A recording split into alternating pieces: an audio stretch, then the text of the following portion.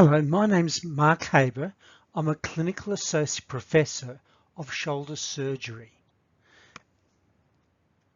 And in this talk, we're going to talk about the management of shoulder instability. Now, when we talk about management of anything, including shoulder instability, it's all about putting the horse before the cart. That is, to make a clear diagnosis before we plan on management.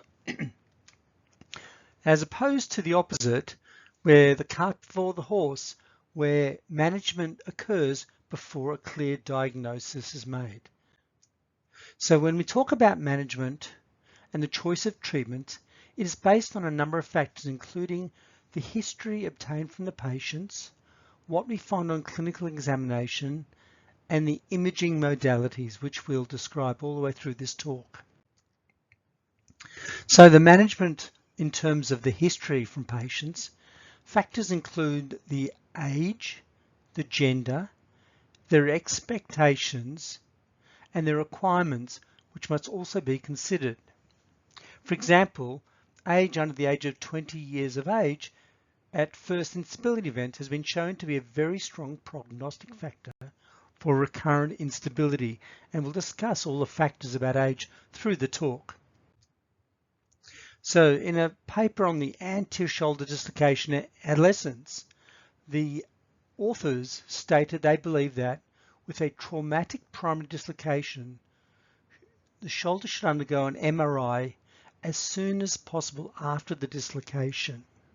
If it's done as soon as possible, you have what's called a hemarthrosis, which means the joint is full of fluid, which outlines injuries better. For example, here we see a crack in the socket, which is called a Bankart lesion, which we'll describe later on in the talk. Now, how we manage the first-time dislocations still is very controversial.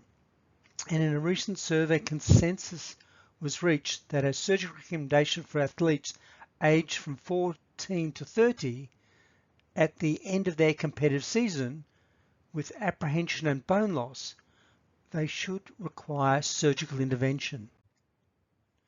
Non-surgical management results in higher recurrence rates than surgical treatment, and recurrence results in notable increase in bony damage and bone loss.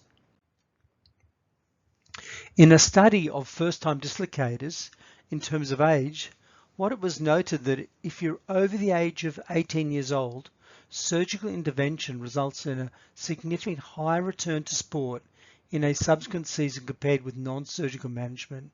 But however, if you're under the age of 18, that high school aged athletes, however, non-surgical management has resulted in high rates of return to sport in the subsequent season. The big issue is who will redislocate his or her shoulder. And a paper looking at predicting recurrent instability following a first traumatic dislocation, published in 2019, their objective was to develop a multivariate tool that would predict recurrent instability after first-time traumatic anterior shoulder dislocation, which is the classic dislocation. And what they showed in their results, of the 128 participants, 36% had redislocated at least in the first 12 months. And there's increased likelihood of recurrent dislocations in those with a bony Bankart lesion or Hill-Sachs lesion. That is, as trauma to the shoulder joint, which we'll describe. And participants who had not been immobilized in a sling after their dislocation. And higher levels of shoulder activity, higher levels of pain and instability, and higher levels of fear of re-injury and decreased quality of life also predicted recurrent dislocations. So people have insight that something's wrong in their body.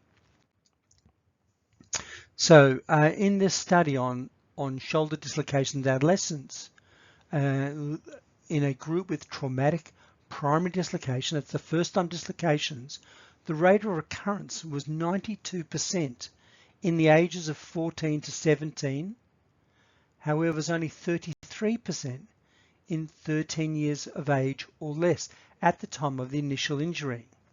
And this has a huge impact on the management of shoulder instability due to this younger age possibly having less damage to the shoulder joint.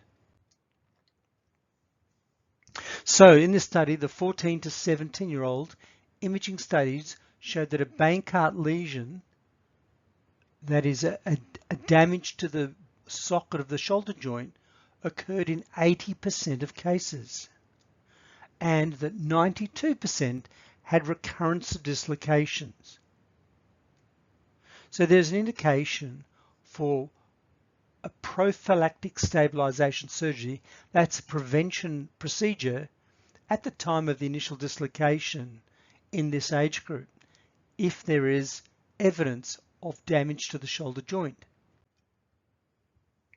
So in the study looking at the 14 to 17-year-old age group and prophylactic operative treatment that is intended to prevent further damage, all adolescents in this group who underwent surgery in fact had satisfactory results, whereas all non-operated patients reported symptoms and showed clinical signs of instability of their involved shoulder. So they concluded, the authors, that we believe that an adolescent with a traumatic primary dislocation should undergo an MRI at the time of the initial dislocation as soon as possible after the injury. As if it's done as soon as possible, there's fluid in the joint and the fluid outlines damage to the joint, where the second blue arrow is the Bankart lesion or damage to the socket. So in the 12 to 13-year-olds, of the 3 patients with traumatic primary dislocations in the 12 to 13-year-olds at the time of the injury, only 1 redislocated, and he did so only once. And they conclude that patients in this age group had very little tendency to redislocate. So looking at primary versus secondary school shoulder recurrent dislocation, what they showed was in the primary school, that is in younger children, there is a lower overall risk of shoulder dislocations, and joints and connective tissues are still developing. The kids of this age are less involved in high impact or contact sports, and recurrent dislocations are rare but can happen with congenital joint instability. And in the secondary school adolescents, they have a high risk due to increased participation in competitive sports and physical activities. Growth spurts and hormonal changes can impact joint stability, and first-time dislocations are more likely to lead to recurrent issues if not properly treated, especially in contact sports such as rugby, football, and wrestling, which is significantly increased risk. Now, structural damage to the to the ball is called a Hill-Sachs defect. That is where the socket puts a dent on the back of the ball, and that is called a Hill-Sachs defect. And this is an example of an MRI showing a large dent in the back of the ball due to a dislocation, and that's a Hill-Sachs defect. And in the study looking at anterior shoulder dislocation in adolescents, the presence of Hill-Sachs defects was noted to be lower in those shoulders that had fewer than 3 dislocations. And this suggests that in adolescents, as in adults, the defect in the humeral head may occur either at the time of the primary dislocation or during redislocations, and that the prevalence of a Hill-Sachs defect is correlated with the number of dislocations. In keeping with the observation that a shoulder with a humeral defect is more prone to dislocate. So we'll now talk about the management of instability, and that is of the non-surgical management versus surgical management. Now, just a little bit of background on all of that. When we look at our shoulders, we are an upper primate. We have shoulders like 5 other primates on this planet. We have high mobility shoulders due to a very loosely constrained ball and socket joint. We can easily reach the back of the head and even touch the opposite shoulder blade due to our mobility. So, like the upper primates, we have the most mobile joint in the animal kingdom, but unfortunately we also have the potential instability. And as we said, it's due to the anatomy where we have a ball and socket joint where the ball is a decent ball, but the socket is almost entirely flat.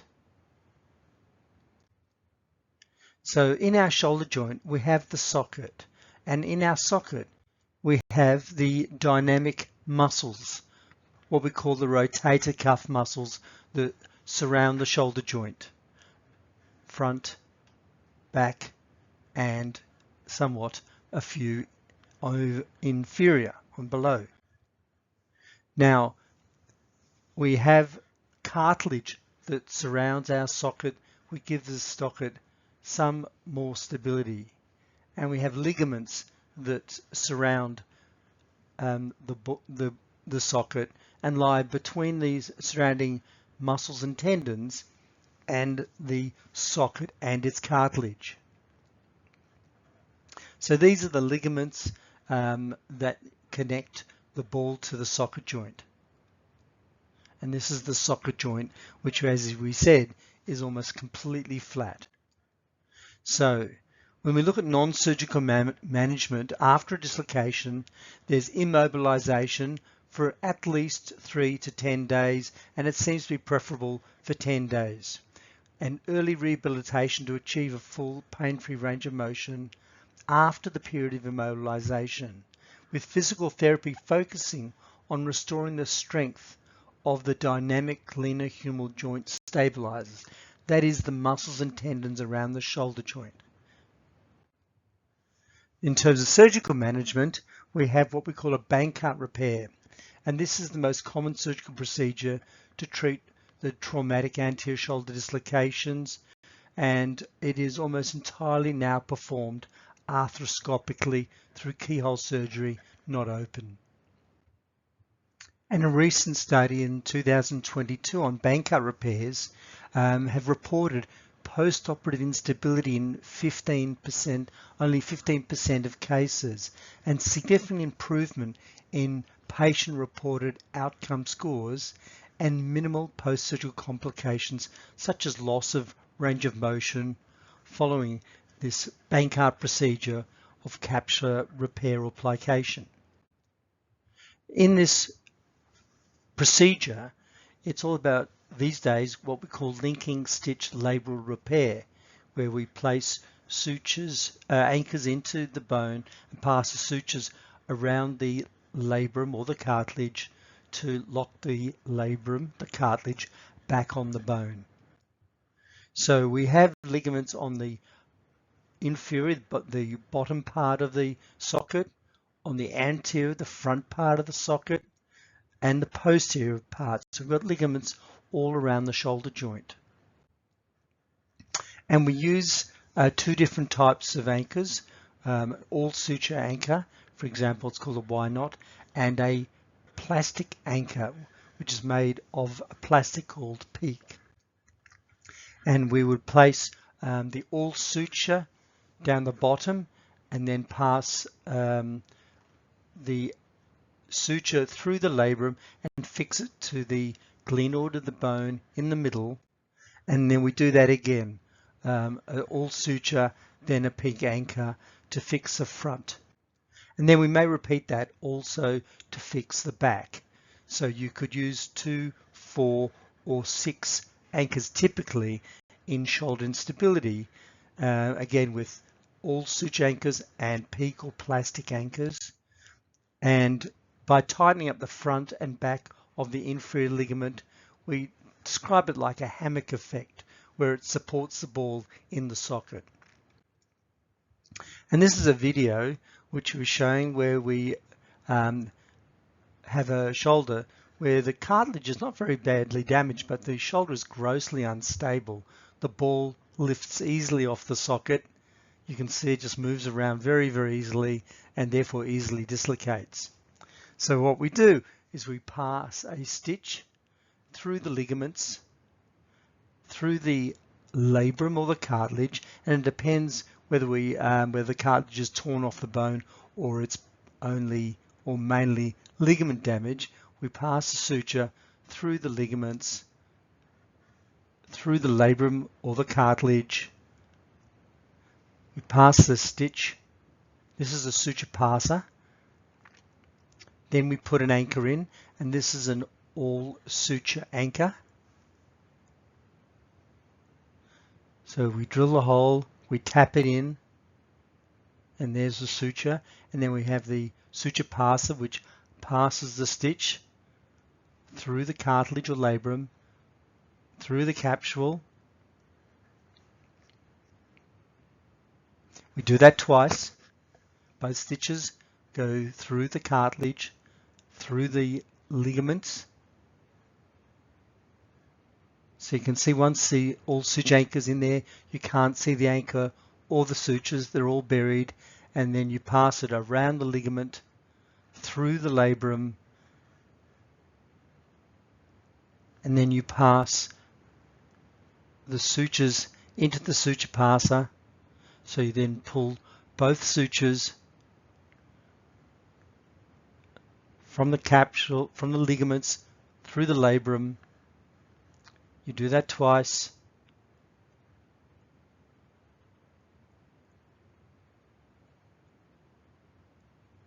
So the stitches go from the bone through the labrum and ligaments, out round the ligaments, so they can tighten the ligaments, back through the cartilage, and now we fix the stitches to the bone again.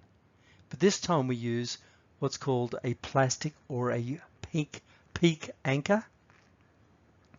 So it's slightly bigger, so we have to use a little drill, only 3 millimeters. There's our hole. We pass the plastic anchor into the bony socket.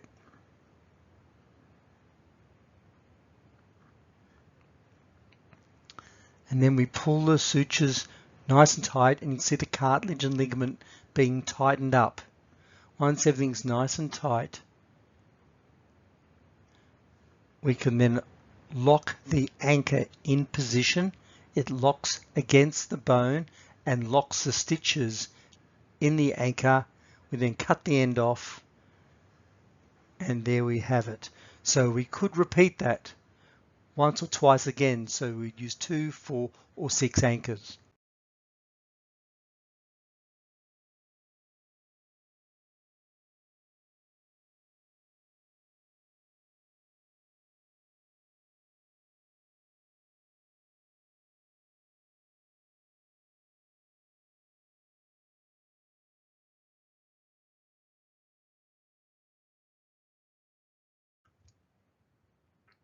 Now there's another addition we do sometimes. That's tightening the inside joint, the ligaments and the labrum or the cartilage. But sometimes we need to do more than that. We add what's called a remplissage, which is French to fill in. So if we've talked about, as we talked about previously, there's a Hill-Sachs lesion, there's a dent in the ball. We need to fill that dent in with a procedure called the remplissage. And this is an example of where the socket has put a dent in the back of the ball, and there's a dent in the ball, and we have to fill it in. And we do that by putting tendon there in what's called a remplissage, where we fill the defect with the tendons, as well as the fixing the cartilage and ligaments, which we just showed. So the remplissage procedure is when we fix the rotator cuff tendon and we attach it to the Hill-Sachs or the compression fracture on the head of the humerus to stabilize the shoulder joint and prevent dislocations. And this is an example of how we use an anchor to stitch the tendon into the hole to fill the defect. So this is another diagram showing a dislocated shoulder joint where the front of the socket puts a dent on the back of the ball, which we call an engaging Hill-Sachs lesion. So once the ball is back in the socket, you can see that the Hill-Sachs lesion is on the back of the ball, as opposed to the bony Bankart, which is on the front of the socket with a defect on the back of the ball, the Hill-Sachs defect. And if you have both lesions, we need to fix both lesions with a Bankart repair, which we've shown, and a remplissage filling in the defect on the back. So it's called an adjuvant to a Bankart repair, the remplissage, and the infraspinatus tendon. It's a tendon on the back of the ball of the shoulder joint. Underline the capsule. It's transferred into the defect, thereby converting the defect to an extra articular defect, meaning the defect is no longer inside the joint. And that's a remplissage procedure where stitches are used and an anchor to fix the tendon into the defect. So the adjuvant Bankart, the remplissage, is performed in patients with moderate to large Hill-Sachs defects, especially when it's associated with glenoid defects, which aren't too large, less than 25%, which has very, very good results. A disadvantage associated with remplissage is, however, reduced movement, especially external rotation, which is turning the arm out. But as we explained above, the shoulder joint is one of the most mobile joints in the entire animal kingdom, and the trade-off is the instability. So what we have to do is, to a certain degree, swap the laxity for better stability. So when we look at the Bankart repair procedure and the risk factors for recurrence, the most important risk factors are the number of previous dislocations, the duration of the instability, the glenoid bone loss, that is how much damage is done to the bone of the socket, and the presence of a off-track Hill-Sachs lesion, which is damage to the back of the ball. So this is a diagram showing a bony Bankart lesion and an engaging Hill-Sachs defect. So you've got both a Bankart lesion and a Hill-Sachs defect.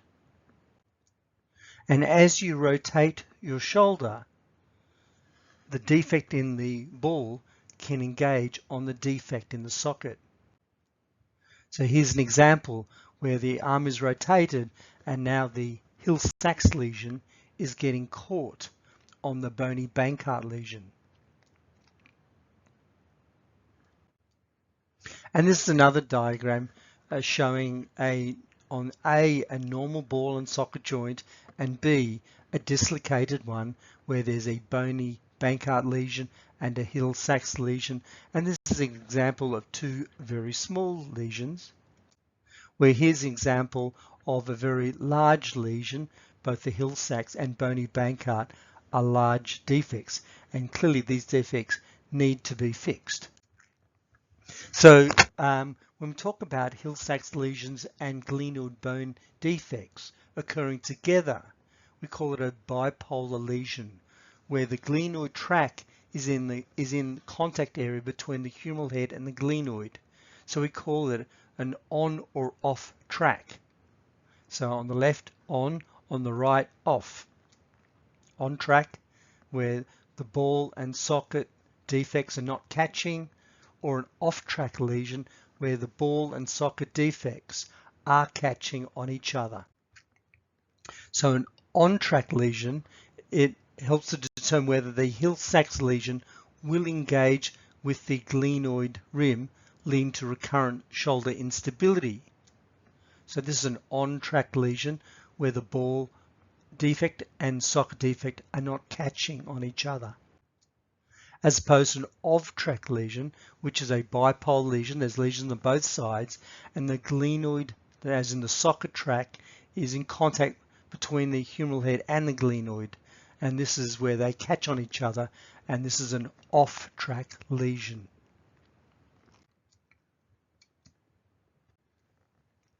So in the imaging, here's another example where we see the difference between an on-track lesion and an off-track lesion. On track and off track, where the defect in the socket is catching in the defect in the ball.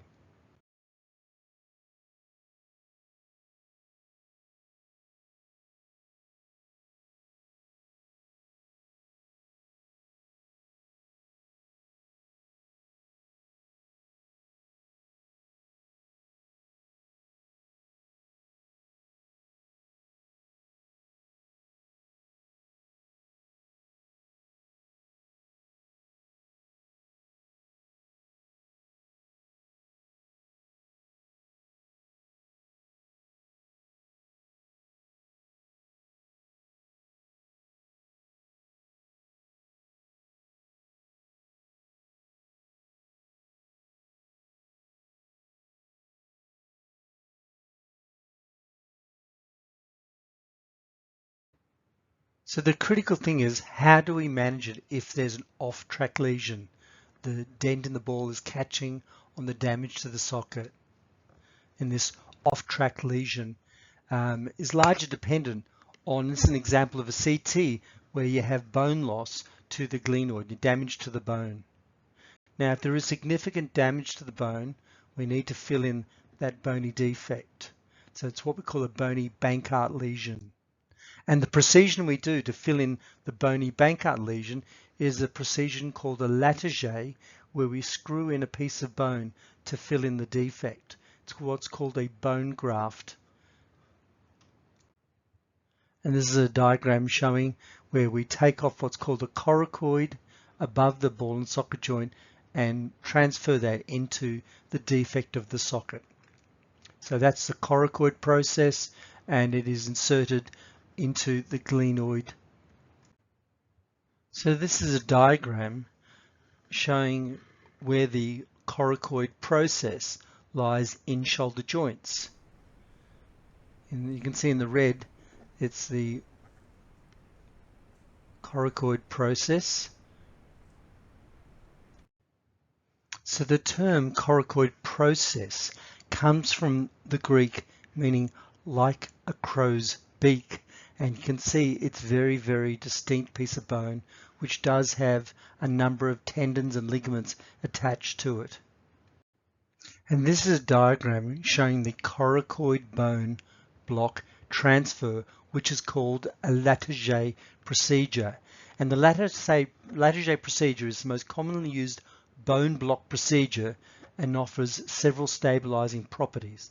The bone block restores the surface of the attrition glenoid, which is missing bone, and is traditionally fixed by 2 screws which hold it nice and firmly. So what aids in providing stability when we perform a coracoid bone block transfer, that is a lattice, is the main tendon attached to it, called the conjoint tendon, functions as a sling resisting excessive movement of the humeral head. So it's not just the bone, but it's the tendon attached to the bone that provides and aids in stability. So the question is, which procedure is necessary to provide the stability? It can be either just a pure Bankart repair, where we attach the ligaments and capsule to the bone, or we can adjunct to a Bankart repair or remplissage. And then there's the lattice procedure, which, as we've described, is a bony block taken from the coracoid, screwed onto the glenoid, the bone with its tendon. So which procedure, be it the coracoid transfer, Bankart, or Bankart remplissage, we use what's called the Instability Severity Index score, which helps us make that decision. So the Instability Severity Score looks at a number of prognostic factors. That is the age, be it less than 20, you get 2 extra points. The degree in sports participation, 2 extra points. Type of sport, if it's a contact or forced overhead sport, 2 extra points. If you have hyperlaxity, then it's an extra point. If there is a Hill-Sachs lesion, 2 extra points. If there's glenoid bone loss, which is described, 2 extra points. So all up, if everything's going against you, there are 10 points. But if there are more than 6 points, the recurrent risk of ongoing instability is 70% with purely an arthroscopic reconstruction. So we have to do more than just the arthroscopic reconstruction. So this is a summary of the treatment options based on glenoid bone loss size and whether there's a Hill-Sachs lesion and whether it's on track or off track. So we can, based on the glenoid bone loss, on track or off track. So we also look at if there's mild, moderate or severe bone loss of the glenoid or the socket. So if we have only mild bone loss and it's on track, we do just a pure arthroscopic Bankart repair. However, if it's off track, you need to do an arthroscopic Bankart repair and add a remplissage or do the Latarjet procedure. Now, if there's a moderate bone loss, we say between 13.5% and 25%. If it's on track, an arthroscopic Bankart repair, but must have a remplissage as well, or a Latarjet procedure. And if it's off track, the same, an arthroscopic Bankart, but with a remplissage or a Latarjet procedure. Now, if there's severe bone loss, that is more than 25% of the socket, the glenoid, is missing, you have to perform a Latarjet procedure, whether it's on track or off track. So from the question whether one performs a Bankart repair or a Latarjet procedure, we can see that the Latarjet procedure gives much greater stability, especially if there's bone loss.